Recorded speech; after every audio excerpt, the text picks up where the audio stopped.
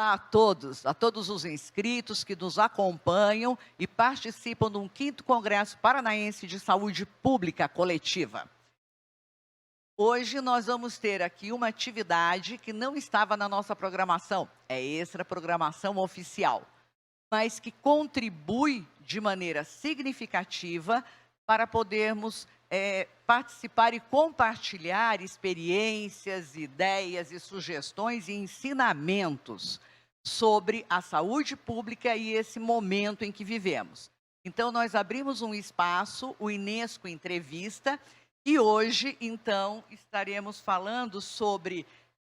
Nosso tema de hoje é justamente a educação e a saúde infantil em tempo de pandemia e de isolamento social. Eu tenho aqui, para participar como convidados deste nosso quadro, o professor Alderi Ferrarese, que é educador, membro do Conselho Municipal de Educação de Londrina e também do Sindicato das Escolas Particulares de Londrina. Boa tarde, professor. Boa tarde, Lígia. É um prazer poder participar de um evento tão importante como esse que trata da saúde, principalmente neste momento tão especial. O mundo vive a situação de pandemia. Quero contribuir com esse bom trabalho que está sendo feito. Obrigado. Ao seu lado, eu tenho a médica pediatra e alergista, a doutora Ana Paula Giuliani, que ela é membro da Sociedade Paranaense de Pediatria, associada à Associação Médica de Londrina, nos departamentos de Pediatria e Alergia, e também membro da Sociedade Brasileira de Alergia e Imunologia. Muito obrigada, doutora, pela sua presença. Eu que lhe agradeço, Lígia. Olá a todos. Espero que esse evento seja muito gratificante para vocês. Ele traga muito a acrescentar para a prática diária de todos nós. Muito obrigada mais uma vez pelo convite. Então, começando esse nosso bate-papo, eu gostaria, assim, que, de maneira bem geral, a gente pudesse ampliar um pouco o conceito de educação e da saúde. Como é que essas duas áreas, que elas são assim, fundamentais, não é, para a formação da criança e depois para o caminhar para a vida adulta, hoje, elas estão mais próximas ainda, quais os desafios, não é, dessa temporada de pandemia e quais os pontos assim fundamentais de uma e de outra que vocês poderiam abordar que hoje elas se fundem neste momento.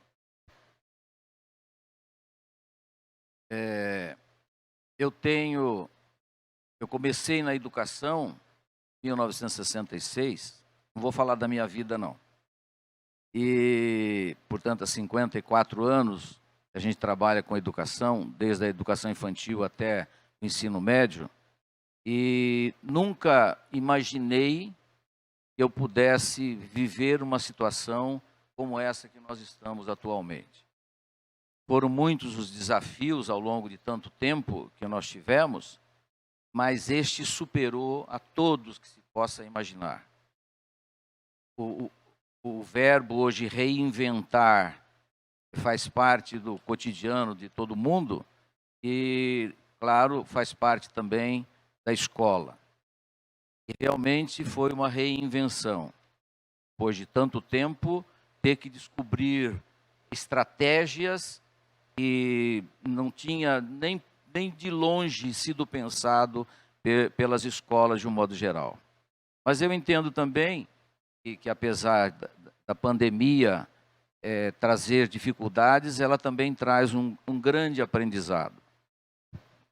O novo que teremos, que é diferente do anterior, representa um desafio para todo mundo e obrigou que todos nós, qualquer setor, de qualquer segmento, seja da economia, da educação, da medicina, da saúde, tivemos que repensar atitudes que nós já tínhamos como definitiva e certa, e que, no entanto, neste momento se mostrou importante e necessário mudanças radicais nos nossos procedimentos.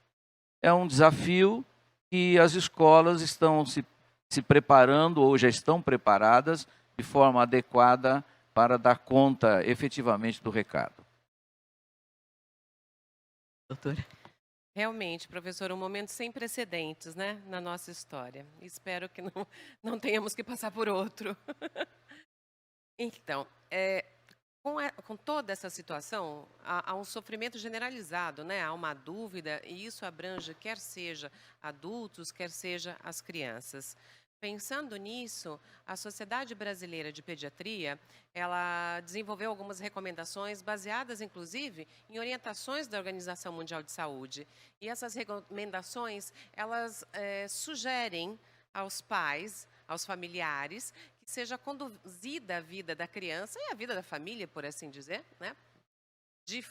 Com divisão de tempos. Então, o que eles sugerem? Que exista um tempo para o tempo funcional, que justamente é o tempo para as atividades escolares, que atualmente são online, na grandíssima maioria das escolas. Tempo para estudo, tempo para pesquisas, tempo para formação, aquela que outrora era presencial e doméstica, que agora tem sido apenas doméstica. Um tempo para a família. Se nós antes não tínhamos tempo para ficar com nossos filhos, para entender melhor suas habilidades, as suas capacidades, suas dificuldades, e também mostrarmos o nosso eu para eles, esse é o momento. Sempre reclamamos, né? Não temos tempo para ficar juntos. Agora nós temos, então vamos aproveitar esse tempo de uma forma produtiva, para que o novo, para que o amanhã, o novo tempo, ele seja ainda melhor do que o anterior. Acho que nós temos sempre, de uma tragédia, trazer algo positivo para as nossas vidas e para a vida dos nossos familiares, principalmente nossas crianças que estão em formação. Tempo também de convívio social, esse convívio social, quer seja com familiares próximos, crianças muitas vezes agora não têm mais o contato com os avós, que outrora eram contatos muito, muito estreitos e agora não mais. Então nós podemos usar as redes sociais para esse tipo de convívio, mesmo que à distância. E tempo também para segurança, para mostrar para os nossos filhos que as redes sociais, por mais que agora elas estejam muito mais em uso do que antes, e isso acaba sendo inevitável, que elas... o que eu quero dizer é o seguinte, que a rede social, o mundo digital, ele é o reflexo do mundo real. Então, existem coisas boas que podem se tornar melhores, porém coisas ruins que podem se tornar piores. E nós temos que orientar essas crianças em relação à segurança também. Acho que basicamente é isso. É porque seria justamente a parte da educação envolvendo a saúde sobre todos os aspectos, né? Não só a saúde física, mas a saúde mental, não é? A saúde emocional, afetiva. Eu acho que a escola, né, professor, também está desenvolvendo muito esse papel, as escolas, né? Que é cuidar também deste aluno no ambiente domiciliar, né? Que ele está ali, mas promovendo informações para que ele saiba do que está acontecendo, né, com informações assim, dependendo da sua idade, enfim, de que maneira. A escola, elas estão preparadas e estão fazendo isso, ou seja, adequando a formação pedagógica, os cuidados, mantendo, mas também auxiliando, apoiando nas dificuldades do dia a dia da criança, que se viu em casa, sozinha, longe dos amigos, longe dos professores, sem hora de recreio, né, do ir e vir, inclusive. Sim, como já foi dito, tudo é novo, tudo representa desafio. Agora, por mais que a escola, neste momento, esteja efetivamente fazendo um bom trabalho na questão remota, com o atendimento, com lives presenciais, ou outras, em outros momentos, aulas gravadas, não tem como, por meio remoto, substituir-se a escola no seu cotidiano, nas suas relações pessoais. Não tem como. Até porque cada aluno está no seu próprio ambiente, na sua casa. O convívio que afeta, como já foi dito, a saúde emocional, Não tem como a escola simular, criar de forma remota, distante. Por mais que o professor se reinvente buscando atividades interessantes, gostosas, vamos dizer assim, até para deixar o aluno mais ligado. E é claro que nós estamos falando mais de uma idade menor, aí até o 4º ano, 5º ano. O ensino médio já tem um outro foco, né? Então, por mais que se busque, e as escolas e os professores, todos estão de parabéns, porque têm conseguido êxito nesse processo todo, mas não tem como se criar o ambiente da escola. Aquele relacionamento, aquela discussão, aqueles conflitos e que fazem parte do crescimento, do desenvolvimento da personalidade, isso é muito complicado.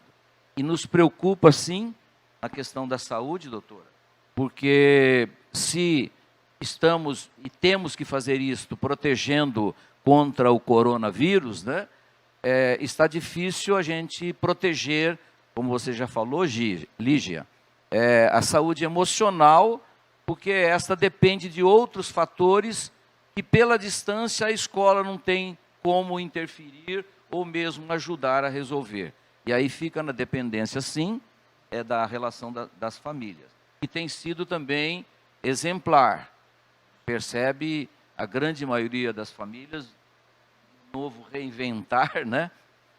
Se descobrindo nas suas relações, no conhecimento maior, efetivo do seu filho, da sua criança, e que antes, até certo ponto, era delegado para a escola, né? Então, isso, a pandemia trouxe vantagens, vamos dizer assim, né? Mas nos preocupa o prolongamento exagerado desta paralisação, à medida em que isto possa e está efetivamente afetando o lado emocional das crianças. Então, doutora, exatamente nesse ponto, como é que a saúde, como cuidar da saúde dos pequenos, não é, neste momento de isolamento? O que é que a gente não pode deixar de observar, de ter o olhar atento, além dos cuidados ainda desconhecido, não é, para todos nós? Lígia, antes de responder a sua pergunta, eu gostaria de parabenizar os professores. Eu tenho filho em idade escolar e eu estou realmente encantada com o trabalho que eu tenho observado. E, professor, elas são fantásticas. Elas se reinventaram de uma forma e rapidamente, e não só para disponibilizar o conteúdo, mas o carinho com os alunos, a disponibilidade com as famílias, e isso tratou bem seu filho, o pai e a mãe ficam muito felizes, né? Logicamente. Mas as crianças estão sofrendo realmente bastante, como até já falei, como todos nós. Entretanto, elas têm mais compreensão da situação do que talvez nós imaginamos, né? Mas respondendo a sua pergunta, em relação à saúde das crianças, nos preocupa muito, nós que somos da área da saúde, nos preocupa muito a atenção básica à saúde. O que eu quero dizer pela atenção básica à saúde? Eu quero dizer que os bebês que fazem puericultura, que muitos nasceram nesse período da pandemia, ou alguns já tinham poucos meses, então existe uma real necessidade das consultas periódicas para o seu acompanhamento. Existe uma real necessidade da continuidade dos tratamentos em pacientes crônicos. Falo pela minha especialidade, que eu sou pediatra, alergista, então eu trato de pacientes crônicos, de asmáticos, quem tem sinusite, rinite, dermatite atópica, enfim. Então são crianças que fazem uso de medicações contínuas.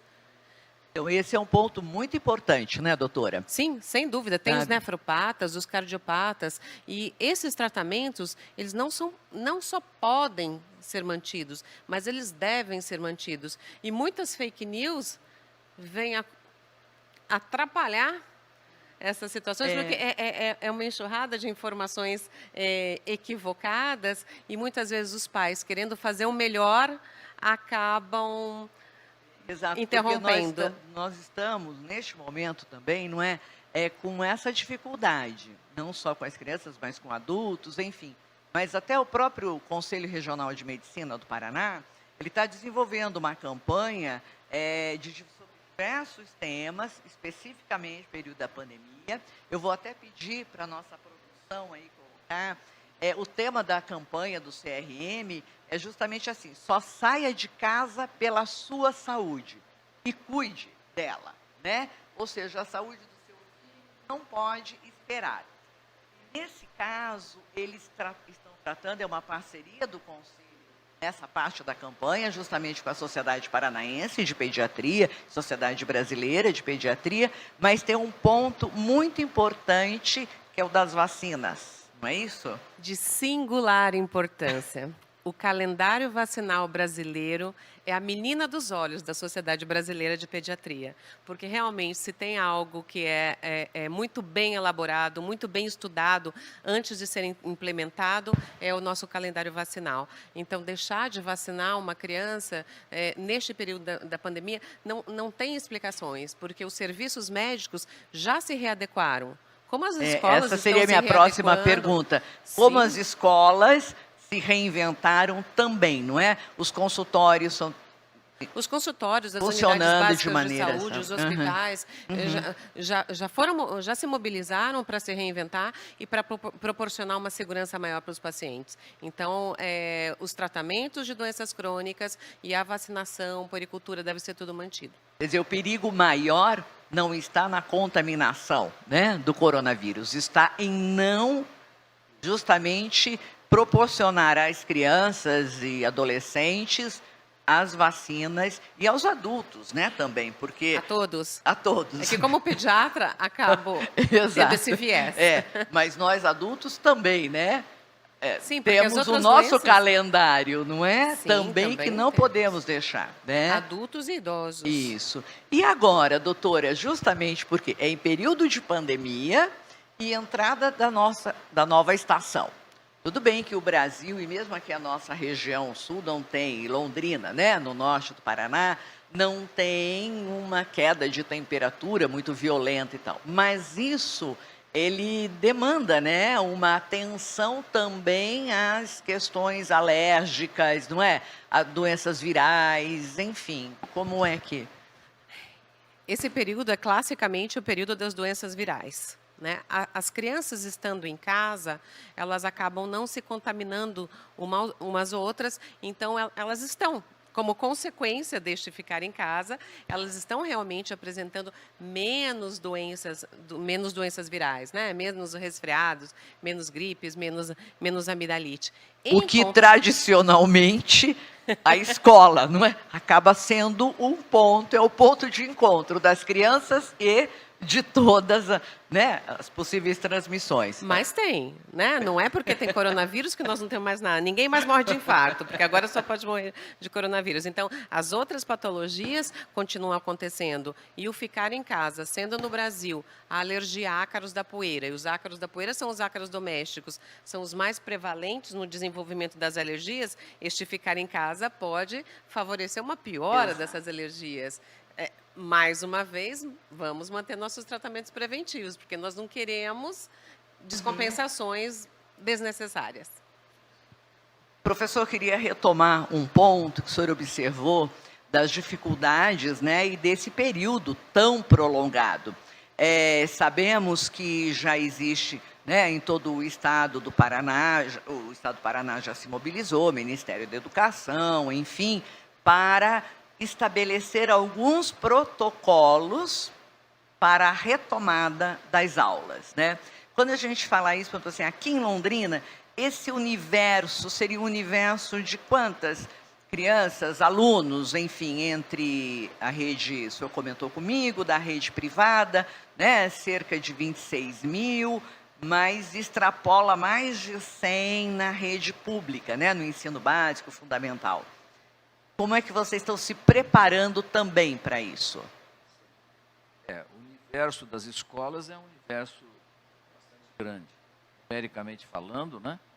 Porque Londrina tem 109 mil alunos na educação básica, compreende da educação infantil até o ensino médio, e, tanto idade menor, 109 mil alunos. Destes, distribuído na escola particular, municipal e estadual. Quem tem número maior é a educação municipal, que atende a educação infantil e o Fundamental 1, que vai até quinto ano, e tem 45 mil alunos. A educação municipal tem 45 mil alunos, num contingente de 170 escolas, mais ou menos. É um universo grande e isso, é claro, cria uma dificuldade. A escola particular tem um número menor, na educação básica é 26 mil alunos, e na educação infantil, que é a mais complicada, né?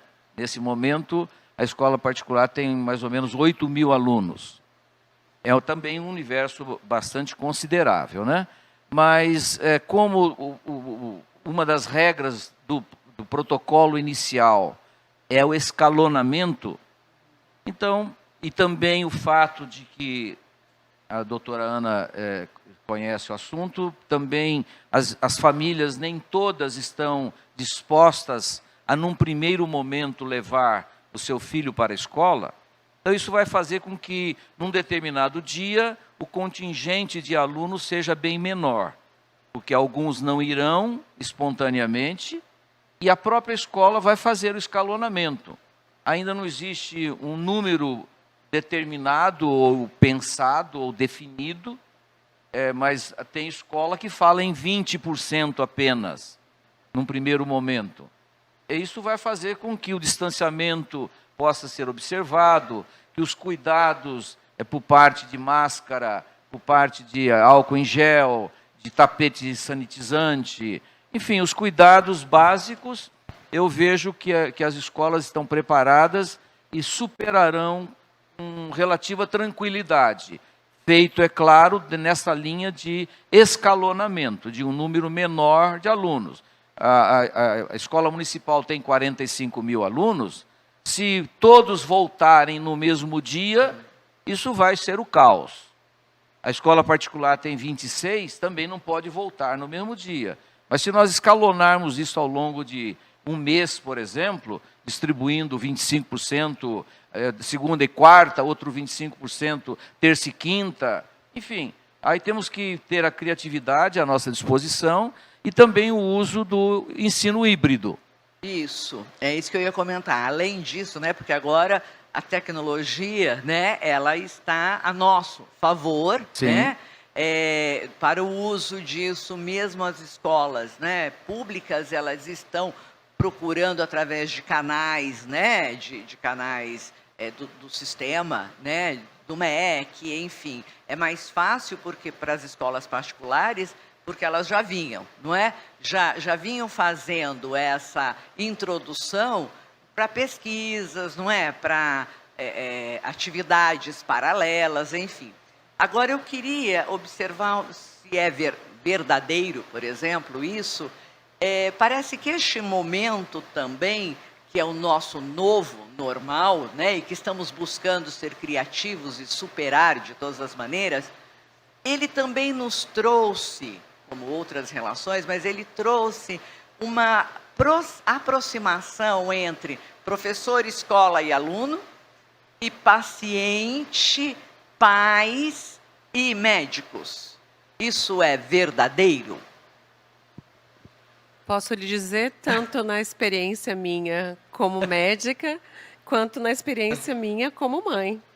Eu acho que existe, sim, uma aproximação, que esses canais se interligaram muito mais. E se estreitaram. Se estreitaram, sem sombra de dúvida.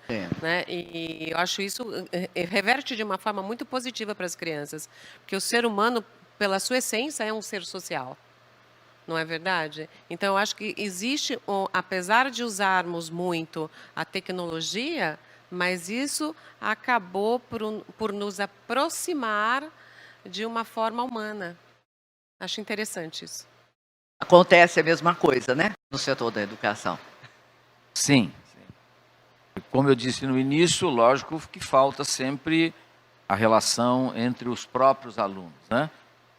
Mas, de fato, a gente percebe isso na família. A família, a grande maioria, e isso nos deixa muito feliz, tem conseguido administrar a escola lá na sua casa, colaborando substancialmente e positivamente com o andar do aprendizado, do desenvolvimento, da continuidade do ano letivo. Só para comentar, Lígia, tem família que sumiu com a sala, por exemplo, né? E tirou tudo porque ficou o espaço, por exemplo, para uma prática, um movimento, uma movimentação maior, um bater bola com a criança, né? Então, nós tivemos coisas desse tipo, a criatividade da família, enquanto pais, né? Colaborando com todo o processo. Inclusive o espaço, o ambiente, sim, até então, não é, residencial, também com o perfil, não é, para promoção das atividades, né? Intensificar, na verdade, né? Exato. Intensificar as atividades. Você está querendo falar? Eu quero falar uma coisa. Eu quero linkar isso. Eu quero linkar com o seguinte: não é infrequente os pais buscarem ou questionarem o que eu posso dar para o meu filho para aumentar a imunidade, o que eu posso dar para a minha família que aumente a imunidade. E eu sempre respondo que não existe nada que pode literalmente aumentar mais a sua imunidade ou manter a sua boa imunidade, que o conjunto de fatores. Então, assim, uma boa alimentação, comida de verdade, né, gente? Não porcariada, né? Exercício físico, é fantástico isso. Indoor, é o que tem para hoje, mas os pais estão se organizando para que essas crianças se mexam e acabamos nos mexendo junto com eles, o que é muito positivo. Exposição solar, quando for necessário, mesmo que seja através de uma janela, horas de sono e qualidade do sono e rotina. Essas coisas mantêm a nossa imunidade boa. Não é óleo essencial, não é medicação, não é chá, não é isso que vai manter a nossa imunidade. É essa vida organizada, essa vida mais regrada. Isso sim mantém a sua imunidade boa. Ok. Olha, o nosso tempo, né, nós temos um tempo previsto, ele está praticamente se encerrando. E se vocês me permitirem, eu gostaria de encerrar essa nossa conversa, que foi muito gratificante, muito importante, de acrescentar, né, esse nosso evento, que trata exatamente das questões da saúde pública, né? São 2 dias falando da saúde pública e coletiva. E nada mais do que a pandemia, nada mais é coletivo, não é? Do que isso, e o cuidar, este olhar. E eu gostaria, então só tenho que agradecer, tá? Muito, muito, vocês terem aceitado o convite do Unesco, que é o Instituto, né, de Saúde Coletiva, que pesquise, é o promotor desse grande evento, né, com copromoção da Prefeitura Municipal de Londrina, através da Secretaria de Saúde e da Unifil, que é a nossa parceira também na organização, com todos os monitores, os alunos, todos os cursos, né, dando a monitoria, porque estamos online, mas fazendo, né, somos uma plataforma digital, mas cada grupo tem, né, o seu grupo de trabalho. Então, o Unifil participa com os alunos dos cursos das carreiras, né, da área da saúde, nos atendendo através das mesas redondas, monitorando, enfim, todo o nosso trabalho.